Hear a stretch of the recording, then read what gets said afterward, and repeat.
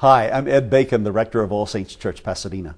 Whoever you are and wherever you find yourself on the journey of faith, I hope that you'll find something here that speaks to you. Welcome.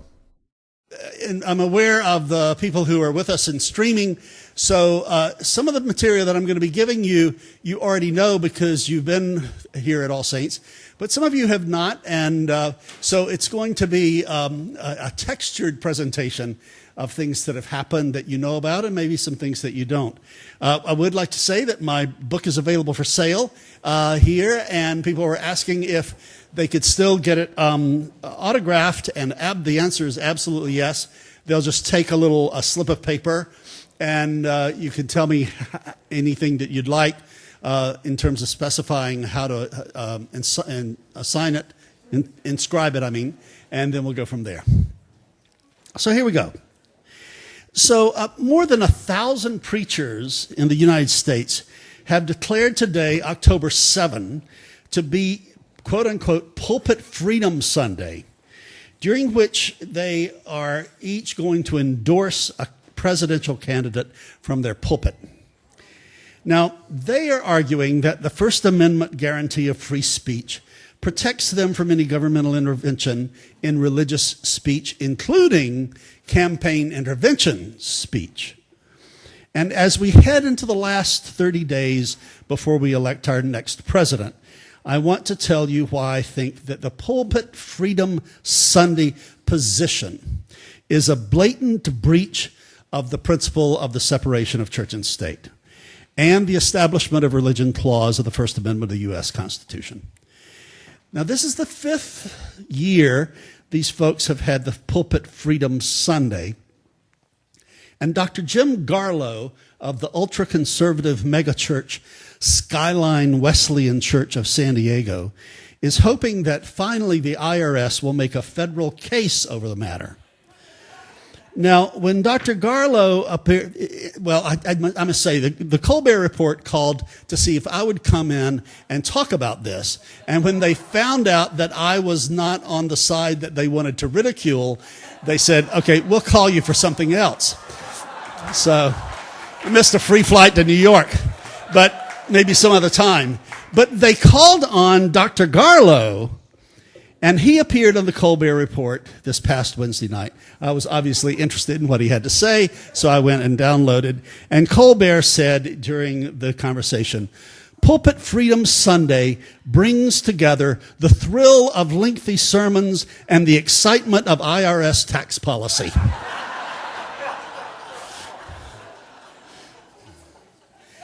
Now, before describing how our understanding of what is at stake became deeply etched through our experience with the IRS here at All Saints, it is important to simply describe what is at the core of our own religious practices at All Saints Church, which has been in place since Franklin Roosevelt was the president. Then Dr. Frank Scott was my predecessor, the rector, and he was very pro many things that took place in the Roosevelt administration, but he was absolutely against the internment of Japanese Americans. And so he went, kind of the first in a long line of rectors at All Saints Church who feel called sometimes to speak truth to power and get in trouble with the government. He went down to Union Station and tried to block the trains. Now, he was followed by Dr. John Burt, who I consider to be my great predecessor, not my immediate predecessor. You know, you kind of think about these things. Some of us think about these things. I know you don't. But John Burt distinguished himself as being a close friend of Dr. Martin Luther King Jr. And he was talking about civil rights and race relations most Sundays from the pulpit at All Saints Church. And when Dr. King came to town, Dr. Burt was one of the few, if not the only, white clergy persons in Los Angeles to be on the stage with him. Few people need any introduction to my predecessor, George Regas, our rector emeritus, who took stands throughout his tenure of 28 years as rector against the Vietnam War, for women's ordination, and notably for the blessing of same-sex unions. So we were minding our own business, doing the practice of religion as we think is important here, when I asked George Regas to come in and to preach on the Sunday prior to the election in 2004. And that started a history between 2005 and 2007 where the IRS investigated us, charging that we had participated in quote-unquote campaign intervention, their phrase for taking a partisan stand for or against a candidate. I'll explain later the difference between being political and being partisan, but for now it's important to say that we at All Saints, and I throughout my career, have always known the difference and have agreed with where the IRS has stood since 1954. The U.S. drew the line of distinction between politics and partisan politics. Now, in this guest sermon, which George preached, he imagined a dialogue between Jesus, Senator John Kerry, and President George W. Bush. And George Regas emphasized that he was not urging worshipers to vote for any particular candidate and stressed that people of good faith could vote for either candidate. Then he criticized the campaigns of both candidates about war and poverty, two of the issues that this church has fought against for decades. The summer after the sermon, the IRS informed us that they were investigating whether or not All Saints had breached the IRS regulation prohibiting the endorsement of candidates or parties during an election cycle. I think that the IRS regulations are appropriate when they prohibit churches from taking partisan stands or else risk losing their tax-exempt status. For instance, we at All Saints never invite candidates to speak here during an election cycle unless those candidates' opponents are also invited and present. We do not promote a candidate's position unless the opponent's position is also publicized equally. We at All Saints have always adhered to those regulations and continue to do so today. We make sure that employees and volunteers who are acting in a role representing All Saints Church or the ministries of All Saints Church wear no buttons or any other insignia advocating for or against a particular candidate. We have copies of these policies available for you to pick up if you'd like them today. Now, after the IRS initially informed us of their inquiry in June 2005, we engaged legal counsel immediately. They advised us throughout the 2 years of investigation until October 2007, when the IRS simply informed us that they were dropping the case. It was a long journey, and there were several important moments during those 2 years I want to share with you. First, early on, we were informed that if we would simply apologize for the sermon and promise that it would never happen again, that the entire case would be dropped. We adamantly refused, and that our position was that no breach of the regulations had taken place. There was nothing to apologize for. This was the way we practice religion here, and that we would continue to practice religion as we saw fit, which includes our commitment that faith must be put into action, that the separation of church and state and the First Amendment in general gives freedom to the church to critique the state according to the church's core values, and that we have a strong distinction here between being political in a nonpartisan way and being partisanly political. When we announced publicly what was going on, the result was a national discussion of our case and what was at stake in it. And it broke out throughout the country like wildfire without our doing anything to stoke the fire. Editorials of the 11 most influential newspapers in the country endorsed our position immediately. And this included the New York Times, which stated in its editorial that it would seem to be hard to justify picking on a church that has a long record of opposition to wars waged by leaders from both parties. A third point to share with you. After the national media spotlight focused on us initially, then immediately there were 10 months during which we heard nothing from the IRS. We had all sorts of theories about that they simply underestimated what would happen if All Saints Church were attacked this way and that the nation would come up around us. But we really didn't know because it was absolute silence for 10 months. And then the IRS renewed its examination of us by sending us a list of 13 detailed questions designed to probe into our core religious practices. And this time, the IRS stated emphatically that the sermon, in fact, had constituted an endorsement. And whereas earlier, the IRS had stated that the sermon carried implications of partisan endorsement. So they had changed their position.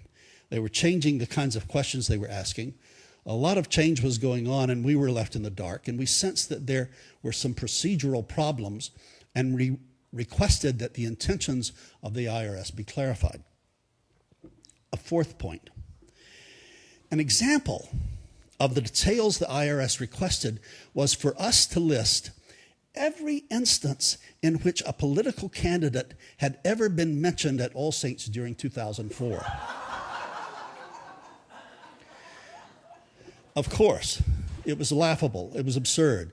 So we responded that, and this really came from an Episcopalian who was working in the law office of our council in Washington, remembering what happens in Episcopal services.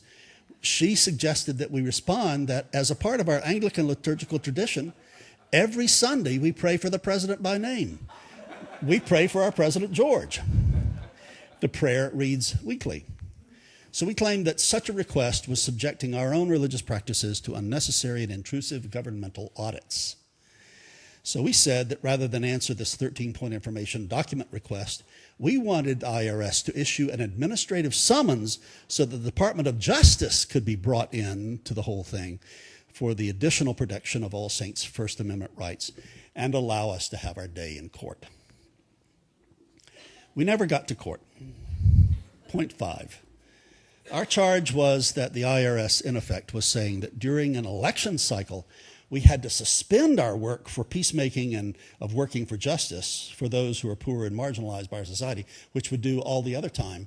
But just, during the election cycle, y'all don't mention that because it could look like you're endorsing a candidate or two. We claim that our dedication to our core values could not be seasonal.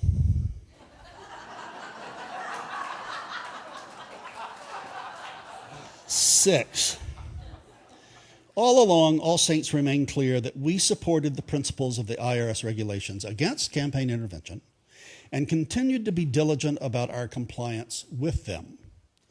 Our position was that it was our moral responsibility to defend our rights to practice religion as we saw fit, but within the boundaries of maintaining political and nonpartisan work.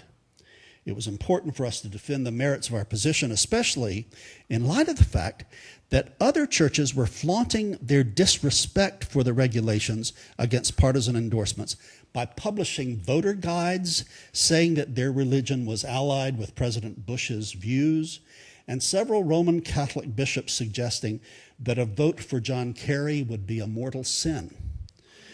I still have in my files telephone calls I received from people I didn't know throughout the country who said that they would be happy if we had a day in court to come and testify that their priest or their preacher had told them that they would go to hell if they voted for John Kerry. 7, the role of the public was very important throughout these 2 years.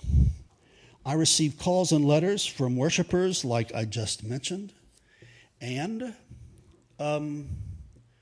we were ready to bring those testimonies into court had we been given a day in court. And another very dramatic symbol of support came from the interfaith community throughout the nation. Friends of ours in other faith communities said that they not only wanted to be in solidarity with us, they wanted to be us. They wanted to become members. They wanted to be able to say, if you come for All Saints, you're coming for me, even though I'm a Muslim or a Jew or Baha'i or Buddhist. So the vestry invented a membership category called Solidarity Members, and we added to our rolls 500 new members in that category, the fastest rate of growth in a month in the history of All Saints Church.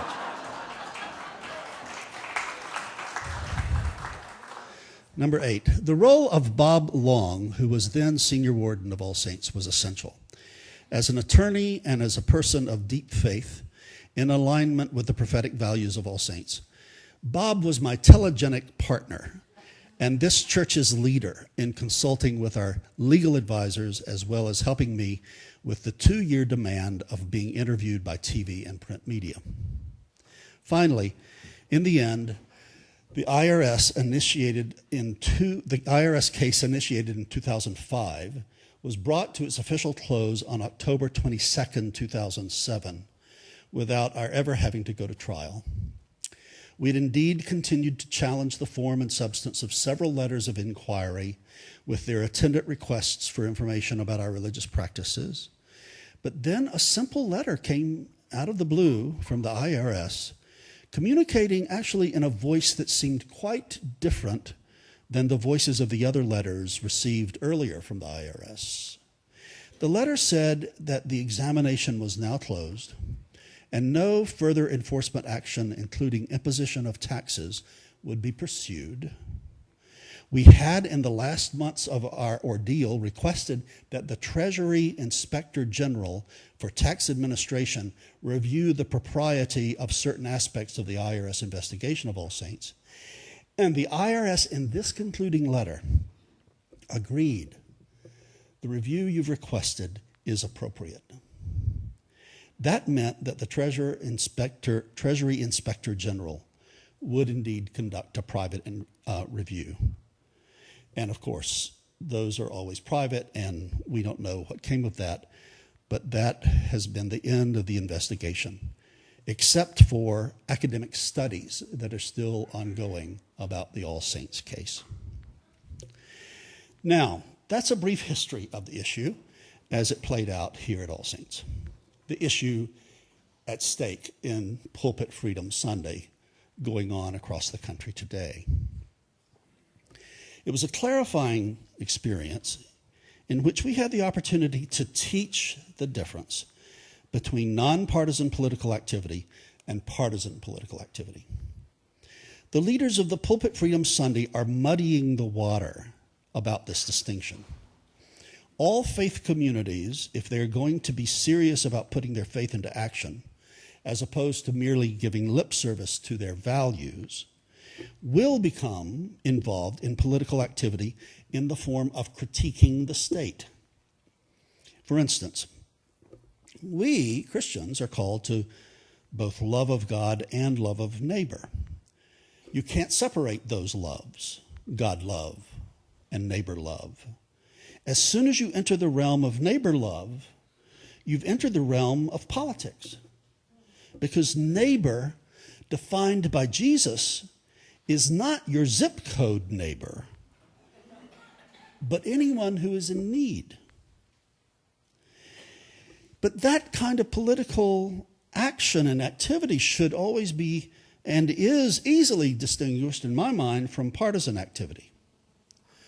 Dr. Martin Luther King wrote that the church is not called to be the servant of the state or the master of the state, but rather the critic of the state. That is the prophetic tradition in which the 8th century prophets, as well as Jesus, as well as Dr. King, and we here at All Saints stand.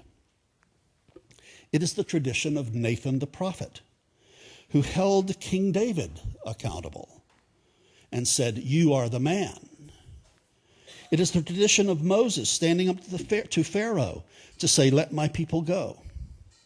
It is the tradition of speaking truth to power.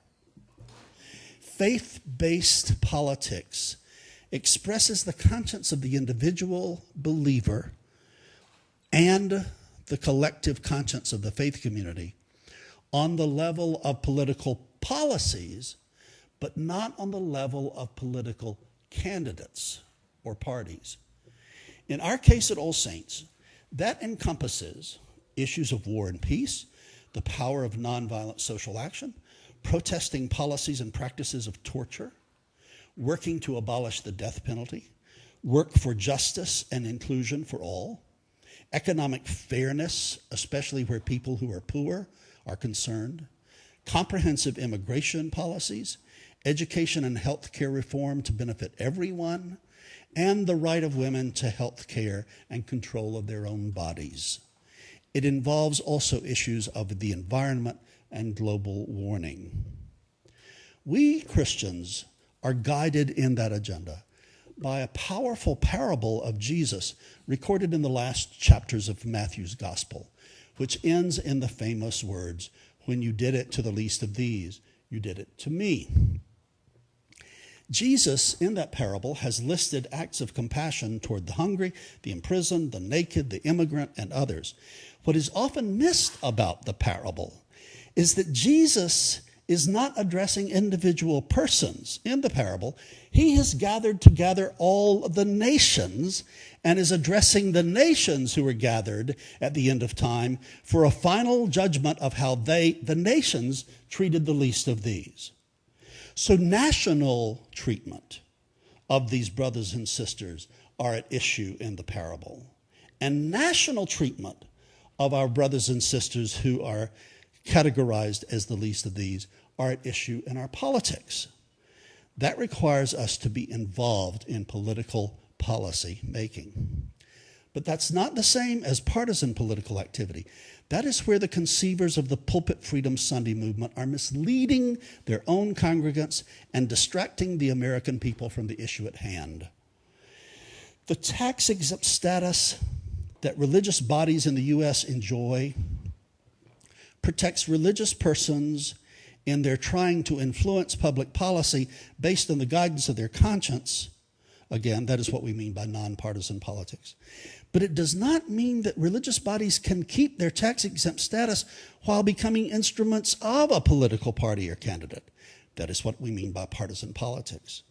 If the Pulpit Freedom Sunday pastors had their way, tax-exempt partisan politics would mean that the citizens' tax-exempt benefits were being used to turn religious bodies into instruments of elected officials. And therefore, you would have a Republican church or a Tea Party church or a Democratic Party church or whatever. For decades, All Saints Church has been called to teach and preach Jesus' core values of inclusion, compassion, healing, environmental justice, peacemaking, economic justice. This church invites everyone to embody those values in the political arena of life. And this includes critiquing policies which violate these core values.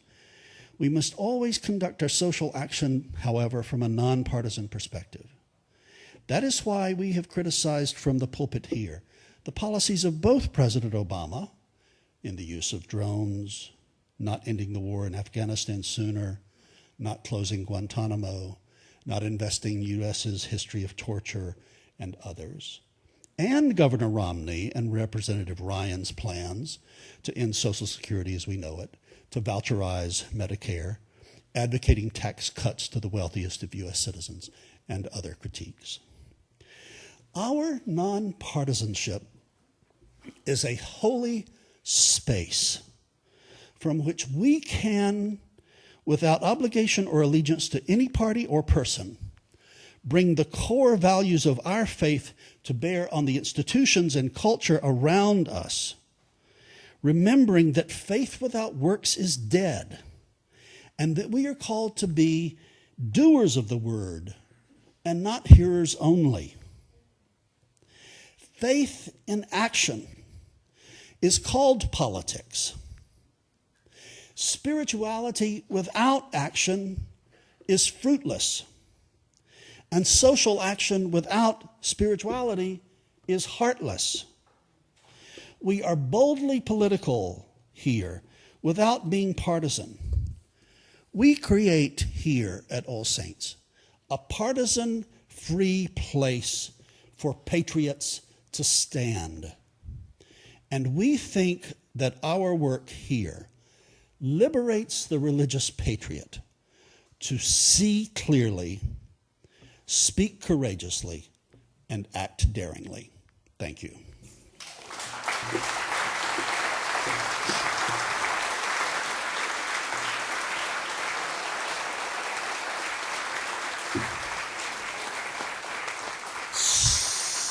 So, my hopes were that that might stimulate some conversation.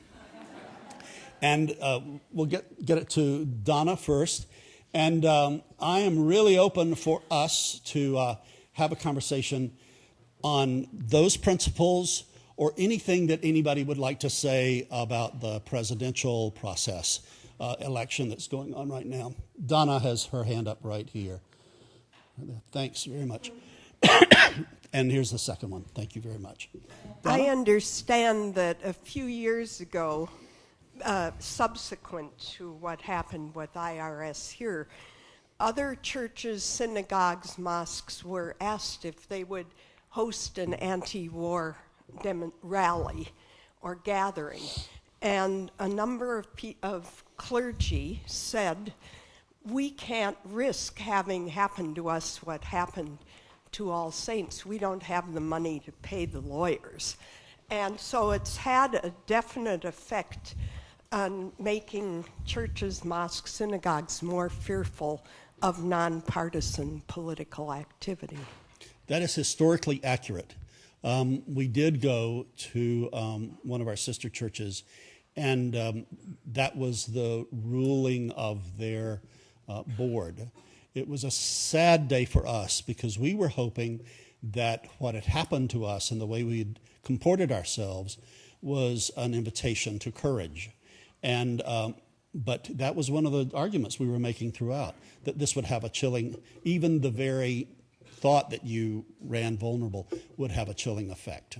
And that, I think that's one of the reasons that was fueling our doing this today, so that these folks who have such a platform, that we could at least have this available and get it on YouTube and offer a different perspective. So thanks, Donna. I also want to ask about how the propositions fit into this, Sure. because this congregation and others pick certain Right. propositions to endorse, or Right. in a sense say they're against, and how does that fit into this policy? Yeah, great question.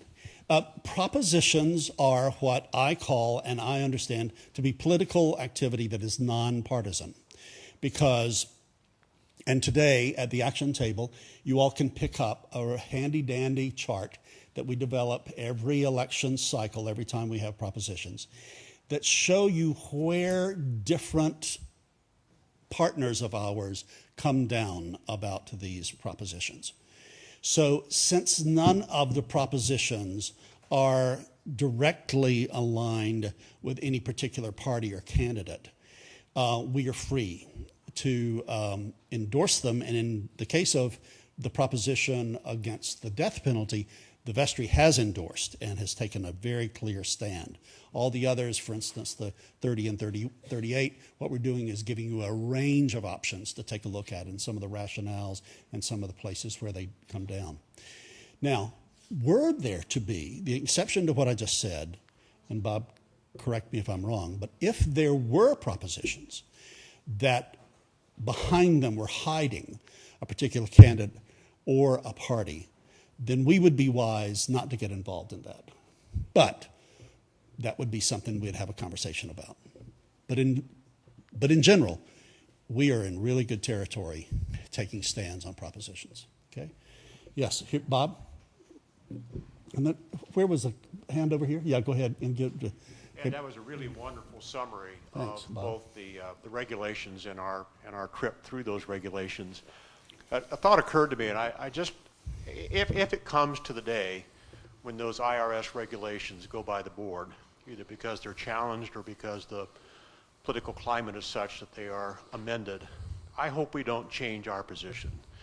Seems to me the worst problem here, is that we become associated with a particular political party, and I think in the process lose our soul, becoming a part of an arm of a political party, and thus lose our credibility and our capacity to really speak to the religious values that are at the core of All Saints Church. I think we need to be careful about that.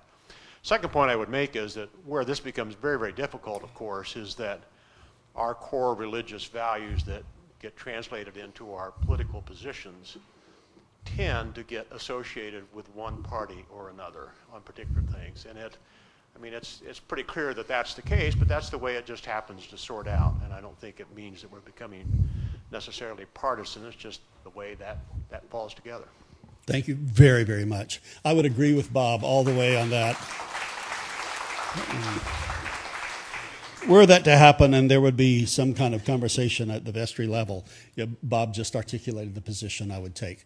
I revel in the fact that we have members of all political parties in this parish. And sometimes that makes people squeamish, sometimes it makes us uncomfortable, but the fact of the matter is, it is a broad tent here at All Saints Church, and I'm thrilled that we have contributing members to all the different parties as members here. Diana? And here's some questions. Give them to whoever has their hand up over here. Diana, please. Has All Saints ever considered endorsing nonpartisan candidates, for instance, those running for judges or the district attorney? We have not, because the IRS regulations are against that. Apart from party, it's against our endorsing any candidates that are running for election. So no. Yes. Yes, please. I very much appreciate being here today. I'm so happy I am. And speaking to Dawn's comment, is it Dawn? Donna. Donna, thank you. Everybody here may have heard at the time, but some years ago, Mother Teresa was on a plane and seated beside someone who said to her, when he realized who she was, "I'm on my way to an anti-war rally, and would you join us?" And she said, "I appreciate the invitation, but the next time you have a pro-peace march, invite me then, and I will come." And I just think that is a remark that has always stuck with me and aimed me in the right direction when we decide how we're going to speak about whatever it is we want to promote. Thank you. Mark? Yes, I would just like to comment that Ed had referred to this passage with Nathan calling out David in particular. So, and David was a leader at that time, so that to me, the people who interpret the Bible literally could interpret that they could call out Obama, Romney, or elected official. In specifically, though, they don't want to leave their tax-exempt status. And what's going to be very interesting is we all know that Romney wants to cut tax rates and to eliminate or restrict deductions and credits and the contributions for charitable deductions, like for Romney himself, is a big tax break. And if you can't deduct taxes, then there's going to be no tax complication for any minister to speak out in the future because their tax-exempt status in effect means nothing. No, it's really important to say that what you've said is not a breach of what's going on. There's nothing wrong with our calling out a leader by name, but we cannot endorse that leader or say vote for this person or vote against that person. Yes, where is the mic now? Yes, please, Jean. One of them is here. Yes. Yes, I just wanted to mention the League of Women Voters is an educational resource that's nonpartisan and has a speakers bureau that's trained to go about in the community. I used to do that many years ago and discuss the ballot measures, both sides, and they never take a stand on a candidate. Yeah, thank you. This is something that applies to all 501c3s, and that's why League of Women Voters and other charitable organizations are under the same kind of guidelines. Here's a question here. Yeah, Dan? I just wanted to say I commend you on this, and I want to emphasize something that Bob said, that the necessity of churches remaining nonpartisan is probably as important as the separation of church and state from our government. if churches accepted government assistance or became involved in that way, you'd have the exact same thing. Churches will become tools of political parties, and they will not only compromise themselves, but then everything will be divisive in that sense. And they don't, this church serves such an important function, allowing people of different points of view to come together and discuss it in a safe way, where there is love and compassion in a nonviolent sense, that that has to be preserved. And I applaud you, I commend you, and I say preach it loud and long. Thanks, Dan. Thank you. Thank you. I know we're supposed to let parishioners talk, but we're almost done. And I wanted to enter one in just a reminder that there are also times when All Saints Church has been out ahead of many political parties, and I want to just raise up marriage equality as one of them. We, for a decade, had been in favor of marriage equality long before it was in any party platform. And so I think it's important as we look at how we stood for Prop 8, how we've advocated, and how we've been able to use. I think it's a great example of how Ed and All Saints has used the power of that nonpartisan platform to speak truth and to help move the church forward, not only the church, but the country. And that we now actually stand at a time when marriage equality is ahead in the polls, I think is I hope, an encouragement that we keep doing what we're doing. So thank you. Thank you.